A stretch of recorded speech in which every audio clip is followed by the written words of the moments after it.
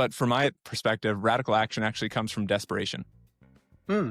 You were desperate enough to take the action. And that's where I came to. So I was desperate enough in my current role, in the previous role I was at, that I needed to take an action.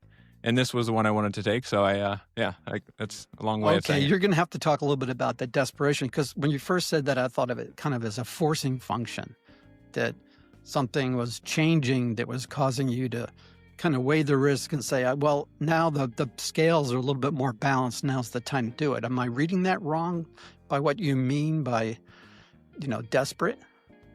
Yeah. So that's a good way of thinking about it. The way I perceived it, and the way I perceive it now, even like with radical decisions I make in my life, is that there are moments in your life where you've kind of fallen and you've hit quote unquote rock bottom in different aspects of life, physically, mentally, financially, whatever else.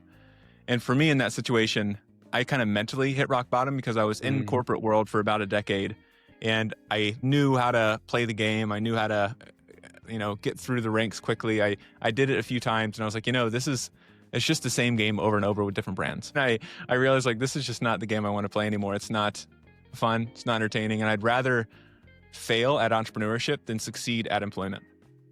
That's a huge insight. And I think that a lot of times people, and I've talked about this before on this podcast, a lot of times people will make a slow transition. They'll come to an awareness and they can't put their finger on it. There'll be this sort of sense of unrest kind of in the center of who they are, like, what am I doing here?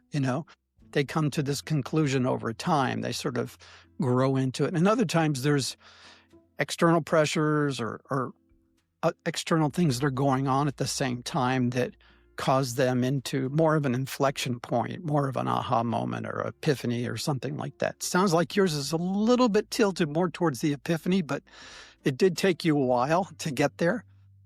Yeah, I would actually say it was more of the former, not the latter. It is? So Okay. it was more gradual in the sense that it was probably maybe 6 months or 8 months of me telling my wife almost every day or every other day I'm going to quit. how much I wanted to go off and do something and do entrepreneurship, but I just didn't have the idea.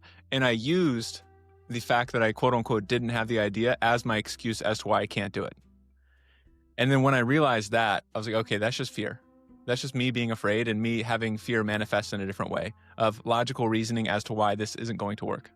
Because like you said, I have a computer science background, so I can logic my way through a lot of things and I can disprove the ability for something to be successful through that thinking.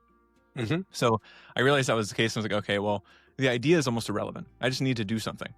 And that's when I kind of just jumped right into it. But it took about 8 months of me talking to my wife nonstop. And she's like, all right, enough. Just do something. Just quit. Stop talking about it and do something. Well, that's almost the opposite of what happened to me. Years ago, I made a transition and I kept telling my wife that I was going to quit the position I was at. And I did it probably for a week. I didn't do it for months. And one day I came home and said, okay, I quit. And she went, what? She was like surprised. And I was like, oh no, what have I done? So yeah, that's interesting. So made the change but stayed, if you will, in the technology space overall, moving into AI, as terms of what you were doing from a domain perspective and what you are doing from a domain perspective. Were there other aspects that you had to adjust to when you stepped into this world of being an entrepreneur? I know you did internally, I'm sure you did a lot of selling, persuading in your corporate roles and presentations and things of that nature, but were there other things that you had to adjust to in making the transition? Everything. So, well, that's the case. So when you're an employee, especially when you're on the technical side, you specialize in a certain area. So either you're really good at research, you're really good at development, you're really good at whatever else, and that's your shtick. So people come to you for that thing. And for me, my shtick was research and AI. So I could talk really well to AI and research, but when it came to sales and marketing and accounting and finance and blank and blank and blank and phone, I had no idea. I had some idea, but I wasn't like a guru. So as soon as I transitioned to entrepreneurship, I realized everything is on me. And most importantly, and this is something I've seen in a lot of technical people, is when they create a company, they focus too much on the technical side because that's where they're comfortable. That's where I'm good. I'm confident. This is what I'm best at. So I'll focus on that. But in the end, you can build something, but if nobody knows about it, nobody's going to buy it. And that's the situation I fell into. I was like, okay, well, I need to actually pull myself away from the technical side and focus more on marketing. I I need to focus Mhm. more on sales and persuasion and communication because that is what's going to actually bring dollars in the door, not me building in my closet by myself. So that was a big one that I had to transition for. Yeah, because you have to cover all those other bases that, in a way, you took for granted. Now, and when I made the transition into, and I did this a couple times, stepping out of the CIO role for periods of time. I was on my own doing consulting and things like that. When I did that, I was aware that I was going to need to drum up business and manage all the administrative stuff. But I tend to minimize the level of activity and focus I would need to put into these other areas. So I'm just kind of curious, how did you adjust? I'm sure you used AI to help you with some of these other aspects. Yeah, no, everything that I do has some form of AI. So there's very things I do in my life that don't have AI involved. And I mean, most of the administrative things like expense reconciliation, accounting, that's all automated. When it comes to really writing and or assessing anything, AI is involved. So a lot of that's automated. For the sales aspect, there was a lot of research. So figuring out what are the different channels that one develops leads. And then of those channels, which ones have the, I would say, longest staying power? Which ones have more leverage? Which ones are aligned with my experience?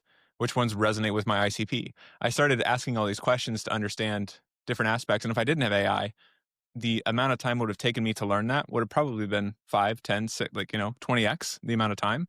But if I can condense all that down because I can have all these books and then I can ask questions of these books and I can get advice from the quote unquote experts in these books, then it drastically shrinks the amount of time it takes me to learn these things. If you were thinking about it back on your transition, and I'm looking forward to getting into some of the more specific aspects of your consulting and your support work for mid-sized companies and others, but looking back in this transition you've made to be an entrepreneur in this space, if you were to have the magic wayback machine and go back to the very beginning in time when you were starting to think about this, is there any pieces of advice you would give to yourself, and this would apply to others as well, in considering making this kind of shift? So, like, my immediate thought, my reactive thought was just to do it sooner. Like, stop waiting, you dumb dumb. Instead of waiting 10 years, just do it in one or two.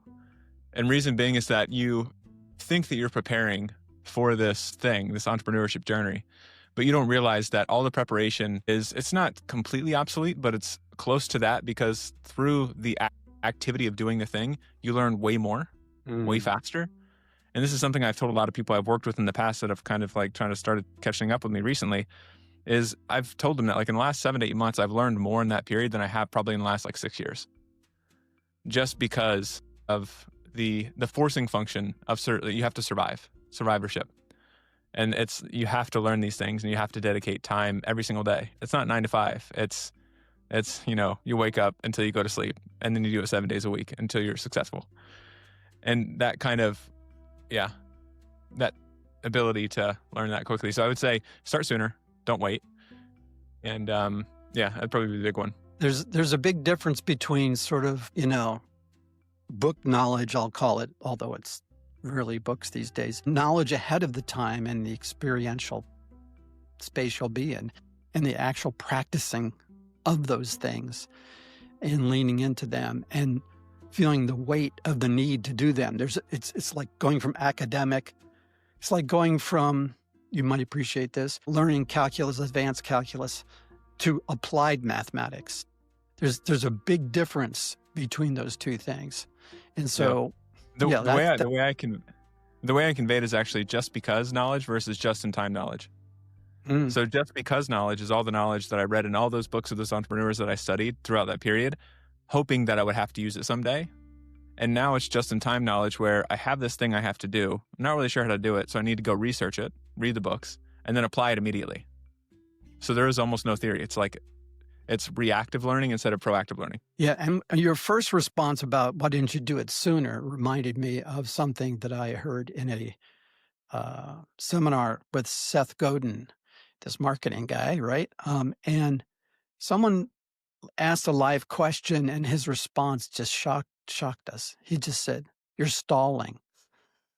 Just the act of trying to get more information, you know, like you said, you sort of can trick yourself into I'm preparing, but really you might be rationalizing in the process of getting more information because there's never enough. And in this case, he saw through the question and many of us do this. We think, well, I just need to answer this one more question before I'm ready to actually step into that space, take that risk. And yeah, so sometimes you're just stalling and you won't really know what you need to know just in time until you're experiencing what you've stepped into.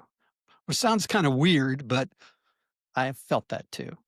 Yeah, and it's interesting because people like myself and likely you as well are more susceptible to that, where you're like you're a very brainy individual. You think a lot, you read a lot, you consume a lot, you logic about things, you plan, etc.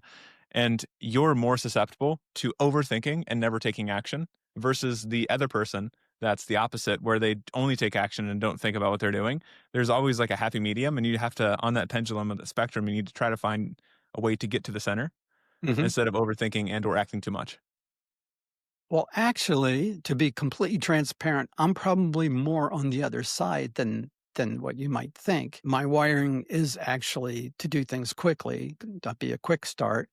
And I used to joke around with folks on my team when I was running IT that all I needed was 2 points to make a line and I was ready to go. And this used to freak my heads of infrastructure completely out of their minds because I would make rapid changes, and thank God I had them to keep me out of trouble. So it was a balance. Now you're on your own, but you often need to leverage either AI or other people to help you offset knowledge or to get them to do things for you. And that was one of the biggest learnings that I made probably mid-career was just realizing that people that worked for me, were much better at certain things than I was. And so I would just give it to them and say, "Hey, look, will you take this?" And I would honor them in that delegation. But that was really hard for me to do. Now, that was probably the same. It was really hard for me because in a technical discipline like IT, it was seen as weakness if you needed to get help often. So, yeah, that's interesting. Anything else come to mind in terms of advice? That's great advice, though. No, but I mean, I think what you've stated is interesting around having some buddy or something to compensate for your weaknesses, kind of the yin to your yang, and how you can actually use AI for a lot of that now these days, if you know how to if you know how to interact with it If you effectively. know what you're doing. So Yeah. that's perfect segue. What do you think are some common mistakes from your interaction with your clients that people make as they implement AI and maybe rush towards deployments or external deployments? So some of the ones that I would say are like the bigger ones that come to mind would be first not having an established goal in mind. So I've seen it's like a 60-40 right now. So it's like 60% of the people that talk to me for engagements, they're like, "Hey, we want to apply AI because," and there's nothing after that. It's just silence, and it's like, "Oh, wait, hold on." And like that, I have to poke and prod, and sometimes like the answers are because my boss said so, or because the board wants it, or because whatever else, and there's no logical reason as to why they want to apply. They just want to do it because everybody else is doing it. They're keeping up with the Joneses, and that's okay to a degree, but you need to have some sort of rationale and ROI associated to the project and the initiative to then reap the rewards of applying the tool. That's one. Another one is connected to that is the lack of evaluations. So if you don't have a goal, then that's the bad issue. But if you do have a goal, you need to then measure the AI's ability to achieve said goal. And oftentimes when people implement AI, especially AI that's more chat oriented or more, I would say, AI heavy, you need to be able to figure out a way to evaluate that AI's ability to be in line with what you would expect a human to do. And to do that, you need to set out a bunch of criteria of, say, put out 50 questions, and you have one human answer all 50 questions, and then you have the AI answer all 50 questions, and then you compare. And you see how many times did the AI get it wrong. And once you figure that out, then you feed that back into the system to then improve it to get it closer to what the human would say. And over time, you need to keep on evaluating the AI on those performances. And that's one thing I see a lot of companies miss is the lack of both specific evaluations and also binary evaluations. Yeah. And so those evaluations, are they are you thinking they're tied to a goal or just ensuring that there's integrity in what you're getting back from the AI? So they should be tied to a specific goal in line with what that project is. For example, if I have an AI that answers questions in relation to medical information associated to my website. So I have a website that has a bunch of blogs and a bunch of maybe wikis or something. And I have people coming to the site to ask questions about the specific tool that I sell or drug that I have or whatever else. And we need to make sure that the AI answers that question accurately. So then how do we create evaluation criteria for accurate? So one would be, is it referencing and citing the right source is one. Another one is it accurately calling out these 3 points related to the question that was asked? Yes, no. And you want to make sure they're binary, because if they're not binary, then people debate. Is like between 1 and 10, they argue it's a 7 or an 8. Like, which one's better and how do we know? And things like that. So I would say figuring out specific criteria for the given task you've given to the AI, and then making sure those evaluations are binary. Do you keep that going on over time just to make sure is that what kind of a hallucination protection mechanism, or is it Yeah. what would you call that? Yeah. So it's just a way to ensure the AI is performing at its best in the way that you want it to. So it could be mitigating hallucinations. It could be mitigating the AI's inaccuracy of pulling in data from different sources when it should. So maybe you don't want it to go to the internet. You want it to go to your website, but it keeps going to the internet. That's a flaw in your system prompt. Or that's a flaw in a flag that you've set up for the tool. So there's a variety of different ways that one needs to hone the model to then target it towards a given task to perform its best. That's pretty cool. And you're saying that often this is not done. People pretty much, if they do have clear goals, they just make the assumption that the AI is staying, if you will, on the reservation and continuing to provide good results. Yeah, no, often they treat it like a black box. They like a magic black box where if I drop something in, it's going to work perfectly every time. And if they lack evals and they lack goals, then they have a bad taste in their mouth from the AI and from the experience they had with the AI. And then sometimes they dismiss it. They're like, "Oh, well, it's not there yet. So we'll wait 6 months to a year to then try it again." And by doing that, they're actually hurting themselves in the long run, because their competitors are likely effectively doing this Opportunity now. cost. Yeah. Right. So they're doing it effectively now and you're not. So then by the time you retry it in 6 months, that competitor already has 6 months of experience implementing AI effectively against you. And it's not linear, but it's exponential, because their ability to compound those learnings into newer models and newer features is much faster than you. So they're always likely going to be ahead of you in these aspects of the things that matter for the business. And do you find that most of your engagements, you're really in this space of how to interact effectively with the tools and how to, I mean, the first thing you said was often they don't have a clear picture as to what they're even going to do with AI. They have no goals, or they're just responding or reacting to board or top senior leadership. Thou shalt use AI, make something good happen requests. So you spend most of your time in this space on how to be oriented to and train the human part of this equation to work effectively with the tools. Is that where most of your time goes? I would say initially most of my time goes towards education. So it's basically asking discovery questions, figuring out exactly what they want to achieve, and trying to get them to avoid the topic of AI at all costs in the beginning and only focus on business goals. So that's very classic. That's very classic approach to, systems, implementing systems. That is the same thing we've preached for decades, right? Is don't give me a solution. Tell me what your problems are. Tell me specifically what you want to achieve. We'll talk about what's the right solution later. And that's always been a challenge. Maybe it's Exactly. more so a challenge now, going back to what you said about a lot of people viewing AI as sort of the magic black box. Right. And that's exactly what happens here, is where you ask these questions and you avoid the topic of AI because it does distort their vision. And when you focus on the business, oftentimes the solution to the problem they've brought up, that's the highest priority, because if solution is solved, then it gets them closer to the said goal within a shorter time frame. It may not even have AI involved. It may just be basic code, basic automations. And if it does have AI, maybe it's like 10% of the process. Mm. So if you have 100%, 10% is AI oriented and the rest is automated through code. And the things like that, that's why it's important to kind of stay away from the AI conversation, because you don't want to start with AI in mind. Often if you do that, you spend a lot of time, waste a lot of resources, etc. So we talked about one myth about, the magic black box. AI is gonna just sort of read your mind and give you something great as a result, I guess. Are there other myths that you have come across when dealing with businesses when it comes to AI? Here's a good one. So, open source. A lot of people like to talk about open source models and using models locally because of Mm, privacy reasons or whatever else. Very rarely do they realize the amount of effort it takes not only just to stand up those models effectively, but to maintain them over time and not realizing the lack of quality to the model, usually to the use case they care about.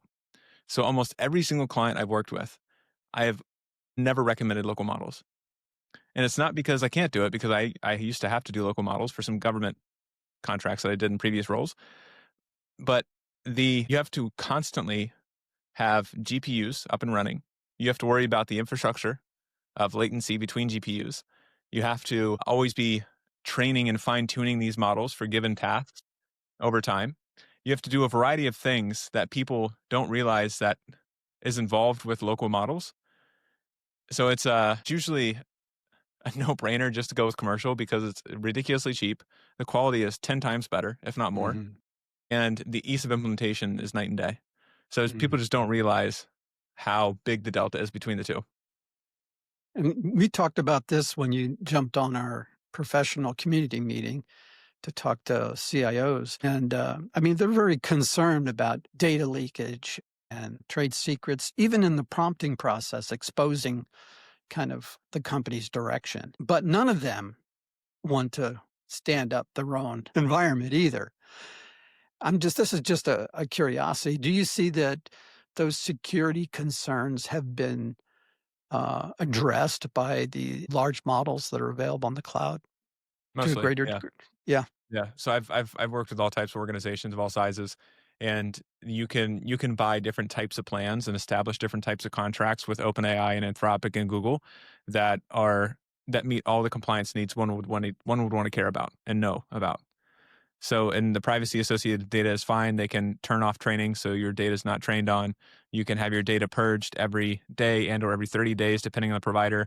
You can make sure that your data is separated in a secure enclave. You can establish like there's all types of things you can do with these providers that meet the compliance needs of these organizations. So there's almost like no reason to do anything locally. The other thing that's interesting, and this is kind of stepping a little bit out of AI here, but the comparison I think is helpful, is most businesses or many businesses are running their email in the cloud these days. And it's interesting that you don't hear concerns anymore about that from a security standpoint, where I mean, if you want to find and farm some interesting data and potential data leakage, you could certainly do it through email as well. Well, let's take a little bit of a pivot here and let me ask you about I guess you would call it the other hats you've had to put on your marketing process. Obviously, I saw you on a YouTube channel that you have. Um, let's talk a little bit about what the life of a entrepreneur in this space is like. And just before we jumped on and pressed record, I asked you how often you put something out because I see something from you, I think, on average daily. So talk about that a little bit because that's a big transition as well. Yeah. So for the whole marketing aspect of entrepreneurship, I guess it goes back to the point of when I made the transition, I needed to figure out how do I generate leads? This is the first question you ask. And then I realized that there's four ways you can generate leads. And this is from a book that I read where it states that you can either do it through content, you can do it through ads, you can do it through warm outreach or cold outreach. Those are the four areas. And I said, okay, these are the four areas. I'll start with warm outreach because that's the lowest hanging fruit. I can connect with people I've talked to in the past. I reached out to around 2,500 people and then saturated that bucket. I can return to it in 8 months. But after that, I need to figure out what's another one. So then I moved to content. And the reason I moved to content is it's one of those higher leverage activities that has a semi low cost. The cost is really time. And if I can put out content consistently and I can get better at communicating, not just in written word, but spoken word, and I can kind of build a quote unquote brand around those pieces of content I put out, either on LinkedIn or YouTube, then the leads start to come to me instead of me having to chase them. Because with cold outreach and ads, usually you're sending something to somebody cold, obviously, and they don't know you and nor care about your offering. But if they've seen your videos, they've seen your content on LinkedIn, they've consumed probably up to 2 hours or 3 hours of you talking about a given topic, and they then reach out to you, there's a parasocial relationship between the two. They're like, I kind of like feel like I already know you, even Yeah, though they're we've not really warm. met. They're warm leads now. Exactly. So the Yeah. sales process is like 10x easier. They're usually, I mean, oftentimes it sounds crazy, but oftentimes they're like, hey, like I'm ready to like, let's just do a project. Like I don't really care what it is, let's just do something. And in that case, like yeah. And I realized that was the path for me because I like teaching. So it's easier for me to do the YouTube videos. Second off, I'm learning stuff constantly. So every single day I'm working on a new project or a new task or something like that I can then turn into content. So it seemed like an easy path for me. And it's not easy by any means, but it's But simple. you're leveraging that investment into staying at the head of the field and say, okay, I learned this, I can put this out, or, here's this application I did with the client, I'm going to put this out. So you're getting more use out of one investment in time than just going off cold and trying to write something for consumption. Right. And it's much more scalable as well. So if I put out one video and 1,000 people watch it in 5 days, then from that I can get maybe 20 leads within that time frame, but that's in that 5-day period. In the coming month, I may get a derivative 30 leads from that because people come across it later on. So these forms of content, they're somewhat always giving out. I think they call that the long tail, right? So I'm just kind of curious, what's the makeup from an industry standpoint of people to reach out and want to do a project with you? I'm just kind of curious, what that distribution is like. Is it one industry more than another? Is it a spread? Is it individuals? Yeah, so it's kind of all over the board right now. It's usually a business owner and or some sort of higher up leader inside of a mid-sized organization. And the industries are all over the board. So I've worked with healthcare, lawyers, accounting, construction, cybersecurity, obviously, finance, sign designers, just all over the board. People that have come across my content and likely own a business and or work at a company at higher up, and they want to start implementing AI and or educating themselves on how to apply it. So yeah, it's mixed bag. That's really wild. So the other thing that comes up often when we talk about AI is the fear of being displaced, right? And we know, of course, that there are businesses that are laying people off and taking sort of lower level administrative type of positions out of the equation. I'm just kind of curious about what advice you might have or what observations you might want to share that would maybe alleviate some of this fear, or at least give some people some practical tips on how to approach this. I mean, this is a major inflection point hitting businesses right now. Yeah, it's tough because, like you said, it's one of the biggest transitions that humanity has and probably will ever go through, going from creating a new species, basically. And the feedback or advice that I see a lot of people giving, which I agree with, is just to embrace it and don't try to avoid it. Don't stick your head in the sand. Don't dismiss it, but really think through, how can I apply it to my day to day, and how can I automate myself out of a job? And the reason that I would recommend that is, like many people say, is it's not going to be AI that replaces you, but it's going to be somebody that uses it more effectively than you that will.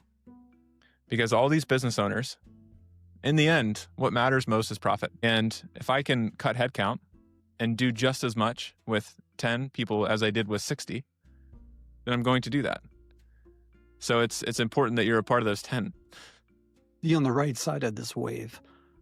Yeah, and it's not great to hear, obviously, and it's not fun to say, but it's the reality. And I think people should be more honest with this stuff and stop trying to be, I guess, soft and not soft, but too tiptoey about the topic. I've seen a lot of different executives and leaders talk about this in roundabout ways, and it's not fair for the person. We just need to treat everybody like adults and say, this is what's happening, and right, try to get on board. Yeah, exactly. So, I mean, it seems to me that you're positioned in exactly the right spot here, because you're both helping advise and implement, but you're also educating a lot. And if so, individuals are fearful about how to approach AI, how to come up to speed on AI, folks like you help them educate themselves. And don't wait. My advice would be, don't wait for someone to offer you something. Hey, Dylan, take this AI class, or hey, Joe, take this AI class. I'd like you to come up to speed. It may not ever happen. You need to initiate this stuff on your own. Maybe you need to ask for funding to do something like that, but get on the right side of this wave. And I think it's going to change the nature of jobs. There'll be new jobs created. Obviously, there's a lot of energy going into prompt engineering and context in order to effectively utilize this technology. So if you're in the technology stack, and even if you're not, I mean, they still apply. And these elements should be incorporated into new jobs. Seems to me the pace of creation and the pace of product flow is just going to accelerate. I mean, I think that, and that becomes a competitive issue. So, yeah, if you're just sitting there waiting to be taken care of, it's not the best place to be. Yeah, and I heard this interesting analogy recently, which is like both creepy and interesting in regards to new jobs. So I think it was one of the lead researchers at one of these big labs, and it's a common agreement amongst a lot of people in Silicon Valley right now, which is most of the world is going to turn into a massive reinforcement learning environment, meaning that a lot of these jobs that we do day in and day out, physically and digitally, will be monitored and tracked by AI in different ways. So it can then learn how to do those jobs more effectively. So it's basically a massive eye in the sky, watching Mm. everything, learning how to do it so it can do it more effectively than you. It's terrifying. But yeah. Skynet becoming self-aware. Yeah, it's interesting how they talk about it in the valley. A lot of the people I follow and a lot of people I spend time with are engineers at these organizations that are doing the research, and how they talk about it is pretty insane. Now, I heard something. I'm just going to ask this because I'm interested. It may not completely fit into this episode, but I heard or I saw someplace yesterday that Microsoft had invested a ton of money in their relationship with OpenAI.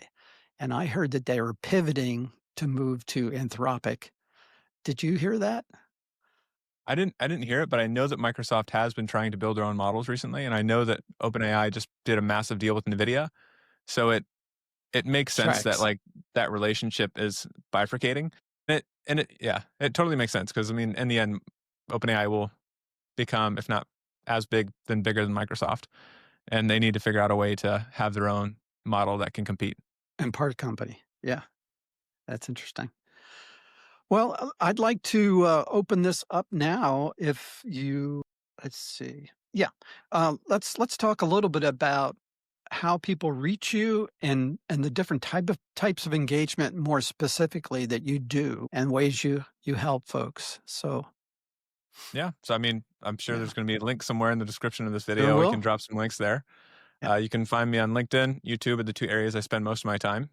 LinkedIn is usually posting daily, and YouTube is twice a week. Stuff I do. So there's three different types of offerings I have currently. One of which is education. The other two are implementation.